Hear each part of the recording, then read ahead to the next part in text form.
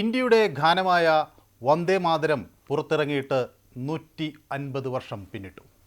ബങ്കിം ചന്ദ്ര ചാറ്റർജി രചിച്ച ഈ ഗാനം 1875 നവംബർ 7-നാണ് പുറത്തിറങ്ങിയത്. ബംഗദർശൻ എന്ന സാഹിത്യ ജേണലിലാണ് അത് ആദ്യമായി പ്രസിദ്ധീകരിക്കുന്നത്. വണങ്ങുന്നു മാതാവിനെ എന്ന് തുടങ്ങുന്ന ഗാനം ബങ്കിം ചന്ദ്ര ചാറ്റർജി 1882 പ്രസിദ്ധീകരിച്ച തൻ്റെ അനശ്വര നോവലായ ആനന്ദ് മഠിൽ ഉൾപ്പെടുത്തി. 1896 കൊൽക്കത്തയിൽ നടന്ന കോൺഗ്രസ് സമ്മേളനത്തിൽ രവീന്ദ്രനാഥ് ടാഗോറാണ് ഇതിന് സംഗീതം നൽകുന്നത്. ഒരു രാഷ്ട്രീയ മുദ്രാവാക്യമായി പിന്നീട് വന്ദേ മാതരം ഉയരുകയാണ്. അത് ആദ്യം ഉപയോഗിച്ചത് 1905 ഓഗസ്റ്റ് 7-ന്. 1950 ഗാനത്തിന് ഒരു ദേശീയ അംഗീകാരം ആ നിലയ്ക്ക് നമ്മൾ നൽകുകയാണ്, സ്വതന്ത്ര ഭാരതം. 1981 മാർച്ച് ഏപ്രിൽ ലക്കത്തിൽ തന്നെ നോവലിൻ്റെ പരമ്പര ആരംഭിക്കുന്നു. ആദ്യ പതിപ്പിൽ തന്നെ വന്ദേ മാതരം എന്ന ഗാനം ഉൾപ്പെടുത്തുകയും ചെയ്യുന്നു.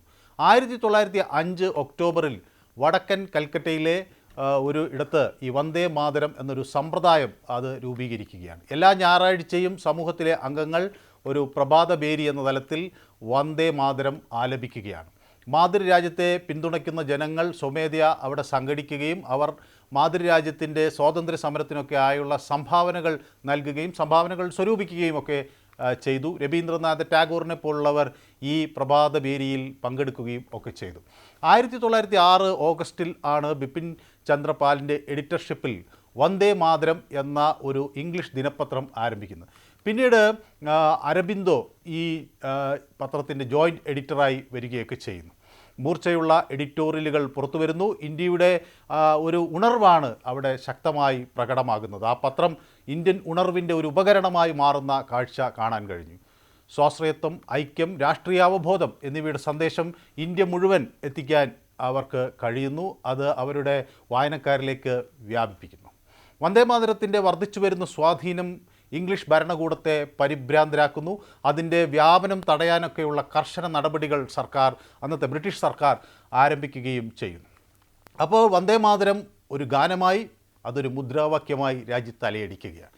1905 നവംബറിൽ ബംഗാളിലെ രംഗ്പുരിയിൽ ഒരു സ്കൂളിൽ 200 കുട്ടികൾ വന്ദേ മാതരം ചൊല്ലിയതിന് അവരെ ശിക്ഷിക്കുന്ന ഒരു സാഹചര്യം ഉണ്ടായി. ഓരോരുത്തരും 5 രൂപ വെച്ച് പിഴ അടയ്ക്കണം എന്നതായിരുന്നു ആ ശിക്ഷ. 1906 നവംബറിൽ മഹാരാഷ്ട്രയിലെ ധൂലിയിൽ നടന്ന ഒരു വലിയ ജനപങ്കാളിത്തമുള്ള യോഗത്തിൽ വന്ദേ മാതരം മുഴങ്ങിയത് ശ്രദ്ധേയമായി. 1907 ബിക്കാജി കാമ ഇന്ത്യക്ക് പുറത്ത് ആദ്യമായി ബെർലിനിൽ ഒരു ത്രിവർണ്ണ പതാക ഉയർത്തുന്നുണ്ട്. അപ്പോൾ അതിൽ വന്ദേ മാതരം എന്ന് എഴുതിയിട്ടുണ്ടായിരുന്നു. അപ്പോൾ ദേശീയതയുടെ ഒരു മുദ്രയായി ഈ ഗാനം മാറുകയാണ്. 1908 കർണാടകയിലെ ബെൽഗാമിൽ വന്ദേ മാതരം ചൊല്ലുന്നത് നിരോധിച്ചുകൊണ്ടുള്ള ഉത്തരവിനെതിരെ കുട്ടികൾ അണിനിരന്നു. കുട്ടികൾ മർദ്ദനമേറ്റുവാങ്ങി, അറസ്റ്റ് വരിച്ചു. അങ്ങനെയൊക്കെ വലിയൊരു പാരമ്പര്യമുള്ള ഒരു ഗാനമാണ് വന്ദേ മാതരം. ഭരണഘടനാ അസംബ്ലിയിൽ ജനഗണമനയും വന്ദേ മാതരവും നമ്മുടെ ഒരു പ്രധാനപ്പെട്ട ഒരു ഗാനമെന്ന നിലയിലുള്ള അംഗീകാരം നേടുകയാണ്. ദേശീയ മുദ്രകളായി അത് അംഗീകരിക്കപ്പെടുന്നു. അത് പൂർണ്ണ ഐക്യം ആ യോഗത്തിൽ ഉണ്ടായിരുന്നുവെന്നാണ് മനസ്സിലാകുന്നത്. 1950 ജനുവരി 24 ഡോക്ടർ രാജേന്ദ്ര പ്രസാദ് ഭരണഘടനാ അസംബ്ലിയെ അഭിസംബോധന ചെയ്തുകൊണ്ട് പറഞ്ഞത്, സ്വാതന്ത്ര്യ പ്രസ്ഥാനത്തിൽ വന്ദേ മാതരത്തിന് വളരെ നിർണായകമായ പങ്കുണ്ട്. അപ്പോൾ ദേശീയ ഗാനമായ ജനഗണമനയുടെ അതേ പദവി ഉണ്ടായിരിക്കണം, തുല്യമായ ബഹുമാനം വേണം എന്നും അദ്ദേഹം ആവശ്യപ്പെടുകയാണ്.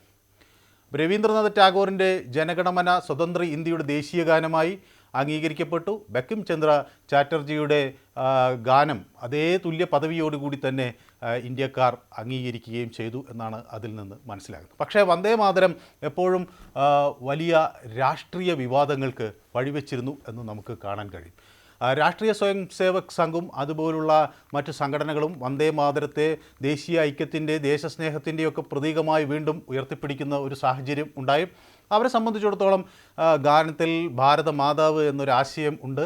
അപ്പോൾ രാജ്യത്തിൻ്റെ സാംസ്കാരികവും ആത്മീയവും ആയ ഒരു കരുത്ത് അത് പ്രതിഫലിപ്പിക്കുന്നു എന്നവർ പറയുന്നു. രാജ്യത്തിൻ്റെ സത്വത്തെ അത് പ്രതിഫലിക്കുന്നു എന്ന് അവർ പറയുന്നു. അപ്പോൾ സ്വാതന്ത്ര്യ സമരകാലത്ത് ബിപിൻ ചന്ദ്രപാൽ, സുബ്രഹ്മണ്യ ഭാരതി, അരബിന്ദോ തുടങ്ങിയ നേതാക്കൾ ദേശസ്നേഹത്തിൻ്റെ ആവേശം ജ്വലിപ്പിക്കാൻ ഈ ഗാനം ഉപയോഗിച്ചതായി അവർ ഉയർത്തിക്കാണിക്കുകയും അല്ലെങ്കിൽ ചൂണ്ടിക്കാണിക്കുകയും ചെയ്യുന്നു.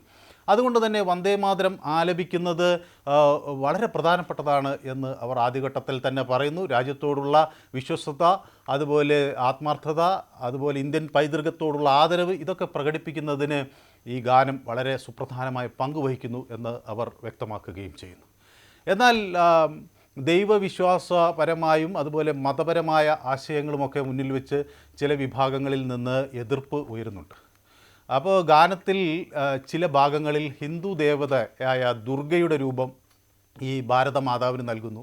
അത് രാഷ്ട്രത്തെ ഒരു രൂപമായി അവിടെ സങ്കല്പിക്കുന്നു. ഇതൊക്കെ ചില വിയോജിപ്പുകൾക്ക് വഴിവെക്കുന്നു. പ്രത്യേകിച്ച് മുസ്ലിം വിഭാഗങ്ങളിൽ നിന്ന് അത് ഒരു വിയോജിപ്പായി വരുന്നു. മനുഷ്യരൂപത്തിലോ ദിവ്യരൂപത്തിലോ ഉള്ള ദേവതകളെ ആരാധിക്കുന്നതൊക്കെ കർശനമായി മതം വിലക്കുന്നു എന്ന് വാദിക്കുന്നവരുടെ സംഘം ഇത് അംഗീകരിക്കാനാകില്ല എന്ന നിലപാട് സ്വീകരിക്കുന്നു. ഏകദൈവ വിശ്വാസത്തിലുള്ള ഇസ്ലാമിക വിശ്വാസത്തിന് ഇത് വിരുദ്ധമാണെന്ന് ചിലർ വ്യക്തമാക്കുന്നു. അങ്ങനെ അതൊരു വലിയ തർക്കത്തിലേക്ക് വഴിതെളിക്കുകയാണ്. ഈ ഗാനം ആലപിക്കുന്നത് ഇസ്ലാമിൽ അങ്ങനെ അംഗീകരിക്കാൻ കഴിയില്ല, അത് വിഗ്രഹാരാധനയെ അംഗീകരിക്കുന്നതിന് തുല്യമാണ് എന്നൊക്കെ അവർ വാദിക്കുകയും ചെയ്യുന്നു.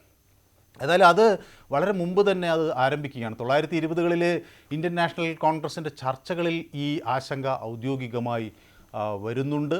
അവിടെ ഔദ്യോഗികമായി ഈ വിഷയം ചർച്ചയാകുന്നുണ്ട്. പിന്നീടുള്ള പ്രചരണങ്ങളിൽ അത് പതുക്കെ ഒഴിവാക്കുന്ന രീതി കണ്ടു എന്ന ആരോപണവും അങ്ങനെ ഉയരുകയാണ്. ഏതായാലും 1947 ആദ്യത്തെ 2 ചരണങ്ങൾ, വന്ദേമാതരത്തിൻ്റെ ആദ്യത്തെ 2 ചരണങ്ങൾ ഉപയോഗിക്കാം എന്നതിലൊരു ധാരണ എത്തുകയാണ്. അപ്പോൾ മതപരമല്ലാത്ത ദേശീയ ഗാനമായി അംഗീകരിക്കപ്പെടുന്ന ആ ഭാഗം ആദ്യത്തെ 2 ചരണങ്ങൾ മാത്രമാകണം എന്നൊരു ധാരണ എത്തി എന്നാണ് പറയുന്നത്. ഏതായാലും വന്ദേമാതരത്തിനെതിരെ 1906 തന്നെ മുസ്ലിം ലീഗ് വലിയ ആശങ്ക പ്രകടിപ്പിക്കുകയാണ്. ഓൾ ഇന്ത്യ മുസ്ലിം ലീഗ് ഗാനത്തിൻ്റെ ചില ഭാഗങ്ങളിൽ വലിയ അസ്വസ്ഥത അന്ന് പ്രകടിപ്പിക്കുകയും അവരുടെ എതിർപ്പ് പരസ്യമാക്കുകയും ചെയ്തു. അപ്പോൾ ഇതിൽ ഉള്ളത് എന്താണെന്ന് വെച്ചാൽ ഈ ദുർഗാദേവിയെ അവിടെ ചിത്രീകരിക്കുന്നു എന്നതാണ്. അത് വിഗ്രഹാരാധനയ്ക്ക് എതിരായ ഒരു മത ആശയത്തിന് വിരുദ്ധമാണ് എന്നതൊക്കെയായിരുന്നു അവരുടെ ആശങ്ക. Indian national 1923 Indian national Congress Kakinada സമ്മേളനത്തിൽ ഈ വിഷയം ചർച്ച ചെയ്യുന്നു. സമ്മേളനങ്ങളിൽ വന്ദേമാതരം നിർബന്ധമാക്കരുത് എന്നൊരു പ്രമേയത്തിലേക്കൊക്കെ കാര്യങ്ങൾ എത്തുന്നു. മുസ്ലിം പ്രതിനിധികൾ അങ്ങനെയുള്ളൊരു ആവശ്യം ഉന്നയിക്കുന്നു. അപ്പോൾ ആദ്യത്തെ 2 ചരണങ്ങൾ ആലപിക്കുക എന്നൊരു ധാരണ അങ്ങനെയാണ് വരുന്നത്. കാരണം അതിൽ മതപരമായ പ്രശ്നങ്ങൾ ഇല്ല എന്ന് വിലയിരുത്തുന്നു. ചിലർ വിട്ടുവീഴ്ചകൾക്ക് തയ്യാറാകുന്നു, ചിലർ ആ വിയോജിപ്പ് ഉള്ളിൽ വെച്ചുകൊണ്ട് തന്നെ മുന്നോട്ട് നീങ്ങുകയും ചെയ്യുന്നു. 1937 പ്രവിശ്യ ഗവൺമെൻറ്റുകൾ വന്ന ഒരു സാഹചര്യത്തിൽ ഈ പ്രതിഷേധം കൂടുതൽ ശക്തിപ്പെടുകയാണ്. 37 തെരഞ്ഞെടുപ്പുകൾക്ക് ശേഷം പ്രവിശ്യകളിൽ കോൺഗ്രസ് സർക്കാരുകൾ അധികാരത്തിൽ വന്നു. അവർ സ്കൂളിൽ വന്ദേമാതരം പാടുന്ന ഒരു രീതി കൊണ്ടുവരികയാണ്. അത് വലിയ തർക്കങ്ങൾക്ക് കാരണമായി. പ്രത്യേകിച്ച് UP, ബീഹാർ, ബംഗാൾ എന്നിവിടങ്ങളിൽ ഒക്കെ ഈ തർക്കം വ്യാപിച്ചു. മുസ്ലിം സംഘടനകളും അവരുടെ പൗരോഹിത്യ വിഭാഗവും ഒക്കെ നിവേദനങ്ങളും അതുപോലെ പ്രതിഷേധങ്ങളും ഒക്കെയായി വരികയാണ്. അങ്ങനെ അത് പലതരം പരാതികൾ അതുമായി ബന്ധപ്പെട്ട് വരികയാണ്. വന്ദേമാതരം ആലപിക്കുന്നത് ഇസ്ലാമിൽ നിരോധിച്ചിരിക്കുന്നുവെന്നും അത് ഒരു ഹിന്ദു ദേവതയെ വണങ്ങുന്നതിന് തുല്യമാണ് എന്നും ചിലർ ഈ പരാതികളിൽ ചൂണ്ടിക്കാണിച്ചു. അപ്പോൾ 1930കളുടെ അവസാനത്തോടുകൂടി ഇതൊരു രാഷ്ട്രീയ വിവാദമായി അന്ന് തന്നെ മാറുകയാണ്. 40കളിൽ ജിന്നയും മുസ്ലിം ലീഗും ഒക്കെ ഈ വിഷയം ഉയർത്തുന്നുണ്ട്. മുഹമ്മദ് അലി ജിന്ന പ്രസംഗങ്ങളിൽ ഗാനത്തെ പരസ്യമായി എതിർക്കുകയാണ്. അത് ഹിന്ദു ദേശീയതയെ പ്രതിനിധീകരിക്കുന്നു എന്നാണ് അദ്ദേഹത്തിൻ്റെ വാദം. ഒരു പൊതുദേശീയ സത്വത്തെ അത് അംഗീകരിക്കുന്നില്ല എന്ന് അദ്ദേഹം വാദിക്കുന്നു. ആനന്ദ് മഠിലാണല്ലോ ആദ്യമായി ഈ ഗാനം ജനങ്ങളിലേക്ക് എത്തുന്നത്. അപ്പോൾ ആനന്ദ് മഠിൽ ബങ്കിം ചന്ദ്ര ചാറ്റർജി ഒരു പ്രത്യേക ലക്ഷ്യത്തിനായി ജീവിതം സമർപ്പിച്ച സന്യാസിമാരുടെ കഥയൊക്കെ പറയുന്നുണ്ട്. അപ്പോൾ ലൗകിക ജീവിതം ഉപേക്ഷിച്ച ഒരു കൂട്ടം സന്യാസിമാർ യോദ്ധാക്കളാകുന്നു. അവരെ പറ്റിയാണ് ആ പുസ്തകത്തിൽ പറയുന്നത്. അപ്പോൾ ഈ സന്യാസിമാർ സാധാരണ സന്യാസിമാരല്ല, തങ്ങളുടെ മാതൃരാജ്യത്തെ അടിച്ചമർത്തലിൽ നിന്ന് മോചിപ്പിക്കാൻ പ്രതിജ്ഞയെടുത്തിട്ടുള്ളവരാണ്. അച്ചടക്കമുള്ള സമർപ്പിതരായ ധീരരായ സന്യാസിമാരാണ്. അങ്ങനെയാണ് കഥയിൽ ആ കഥാപാത്രങ്ങളെ ചിത്രീകരിക്കുന്നത്. ആനന്ദ് മഠ് എന്നറിയപ്പെടുന്ന ഒരു ഒറ്റപ്പെട്ട വന ആശ്രമത്തിൽ അവർ ഒരുമിച്ച് താമസിക്കുന്നു. അത് ഒരു ആത്മീയ അഭയസ്ഥാനമാകുന്നു. അതോടൊപ്പം തന്നെ ഒരു രാഷ്ട്രീയ പ്രതിരോധ കേന്ദ്രമായും മാറുന്നു. അപ്പോൾ ഈ ആശ്രമത്തിൽ മാതൃരാജ്യത്തെ സ്നേഹിക്കുന്നവർ പാടുന്ന ഗാനമാണ് വന്ദേമാതരം. മാതൃരാജ്യത്തെ കേവലം ഒരു ഭൂമിശാസ്ത്രപരമായ ഒരു പ്രദേശം മാത്രമായി അവർ കണക്കാക്കുന്നില്ല. പകരം ഒരു ദിവ്യ മാതാവ് എന്ന സങ്കല്പം അവർ എടുക്കുന്നു, അങ്ങനെ ബഹുമാനിക്കുകയും ചെയ്യുന്നു. അപ്പോൾ വിദേശ ഭരണത്തിന് കീഴിൽ മുറിവേറ്റ അമ്മ എന്ന തലത്തിലാണ് ഭാരതമാതാവിനെ അവർ കാണുന്നത്. അപ്പം ഭാരതമാതാവിൻ്റെ മോചനത്തിനായുള്ള പ്രവർത്തനം എന്ന തരത്തിലാണ് അവരുടെ രീതികളൊക്കെ അവർ ചിട്ടപ്പെടുത്തുന്നത്. സന്യാസിമാരുടെ വൈകാരികവും ആത്മീയവുമായ ഊർജം അമ്മയുടെ അന്തസ്സും ശക്തിയും പുനഃസ്ഥാപിക്കുക എന്നതിലേക്ക് തിരിയുന്നു എന്നാണ് ഈ കഥ പറയുന്നത്. അപ്പോൾ ഈ പവിത്രമായ അന്തരീക്ഷത്തിൽ വന്ദേ മാതരം എന്ന ഗാനം അവർ ആലപിക്കുന്നു. ആ ഗാനത്തേക്കാൾ ഒരു ഗാനം എന്നതിന് അപ്പുറത്തേക്ക് അതൊരു മാതൃരാജ്യത്തോടുള്ള ഒരു വിശ്വസ്തത, അല്ലെങ്കിൽ ഒരു ത്യാഗ മനോഭാവം, സ്നേഹം എന്നിവ വളരെ ആഴത്തിൽ അവർ സമന്വയിക്കുന്നു. ആഴത്തിലുള്ള ആ വികാരങ്ങളെ ഉണർത്തുന്ന ഒരു ഭക്തിഗാനമായി അവർ ആ വരികൾ ഉദ്ധരിക്കുകയാണ്. അപ്പോൾ മാതൃരാജ്യത്തെ മാതൃരൂപമായി ആഘോഷിക്കുകയും അവർ ചെയ്യുന്നു. അപ്പോൾ മാതൃരാജ്യത്തിൻ്റെ മോചനത്തിനു വേണ്ടി ജീവൻ പണയപ്പെടുത്താൻ ഈ ഗാനം സന്യാസിമാരെ പ്രേരിപ്പിക്കുന്നു. അങ്ങനെ ആ ഗാനത്തിന് ഒരു ആത്മീയ രാഷ്ട്രീയ മുദ്രാവാക്യത്തിൻ്റെ ശൈലി കൈവരിക്കുകയാണ്. അപ്പോൾ വിശ്വാസം, ദേശസ്നേഹം, ത്യാഗം ഇതൊക്കെ ഒരൊറ്റ വികാരത്തിലേക്ക് ലയിപ്പിക്കാൻ വന്ദേ മാതരത്തിന് കഴിയുന്നു. അപ്പോൾ വന്ദേ മാതരം 150 വർഷം പിന്നിടുമ്പോൾ ഈ രാജ്യം ഒരിക്കൽ കൂടി ആ വിവാദങ്ങൾ ചർച്ച ചെയ്യുകയാണ്. വന്ദേ മാതരത്തെ ഏതു തരത്തിൽ ഉൾക്കൊള്ളണം എന്നതിനെക്കുറിച്ചുള്ള ചർച്ചകൾ സജീവമായി 150-ാം വർഷത്തിലും തുടരുകയാണ്.